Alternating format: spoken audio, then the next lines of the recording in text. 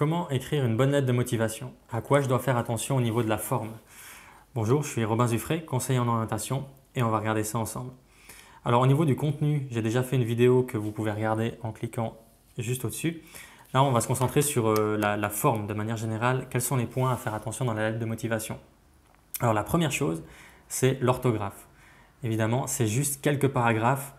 Là, on peut exiger vraiment la perfection. Relisez-la, écrivez-la sur Word ou peu importe. Voilà, déjà, ça corrigera certaines fautes et faites relire la lettre plusieurs fois à au moins 3 personnes. Et voilà, ça évitera qu'il y ait des fautes. Vraiment, zéro faute d'orthographe. Essayez vraiment de viser ça. Ensuite, la lettre doit faire une page. Enfin, elle doit faire une page. C'est mieux si elle fait une page. C'est le même principe que le CV en fait. Si vous avez une lettre qui fait 2 pages ou plus, ce qui est écrit sur la deuxième page ou troisième page sera moins lu. Donc, ayez vraiment un message percutant, synthétique sur une page.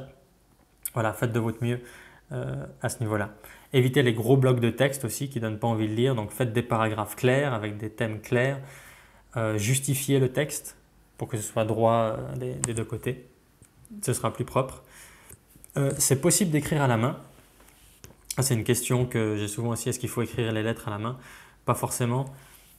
Même je dirais c'est vraiment plus souvent fait. Donc si vous le faites, vous vous démarquerez vraiment. Peut-être si vous avez une ou deux entreprises ou vraiment un poste où vraiment vous voulez cette place-là, ça peut être une idée d'écrire à la main. C'est pas obligé, mais si vous écrivez à la main, à tous les coups, vous allez vous démarquer.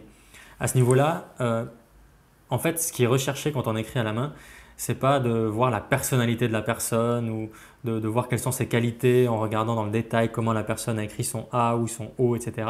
C'est vraiment plus la propreté de la lettre. Donc si vous faites une lettre à la main, essayez de vraiment faire en sorte qu'elle soit entre guillemets belle, qu'elle soit propre, que les lignes soient droites, que au niveau de la forme, ce soit vraiment joli, qu'il n'y ait pas de taches, etc. C'est surtout le soin qui est apporté à la lettre qui va être vu plus que la forme des lettres. Donc pensez à ça. Et au niveau de la présentation, il y a des personnes qui veulent comment dire, faire un graphisme similaire au CV sur la lettre. Donc si vous avez mis des motifs ou certaines couleurs sur le CV, certaines personnes veulent les remettre sur la lettre.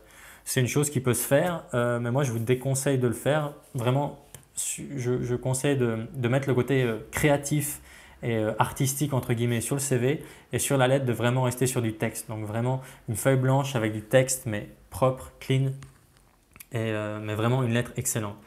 En fait, si vous commencez à mettre de la couleur et des choses sur la lettre, ça peut donner l'impression que vous êtes en train de cacher peut-être un manque de contenu par trop de fioritures entre guillemets autour. Donc vraiment, ayez un CV qui soit optimisé au niveau visuel. Donc là, vous pouvez vraiment exprimer une certaine créativité, mais sur la lettre, écrivez vraiment un texte qui est excellent et qui correspond à ce qu'on a dit maintenant. Voilà pour ça. Donc si vous avez des questions sur les lettres, sur la forme, sur le contenu ou voilà, de manière générale, n'hésitez pas à me les poser dans les commentaires. Si vous voulez aller plus loin, approfondir ce thème de la recherche d'emploi pour vraiment vous distinguer, j'ai créé un PDF que vous pouvez télécharger gratuitement en dessous de cette vidéo.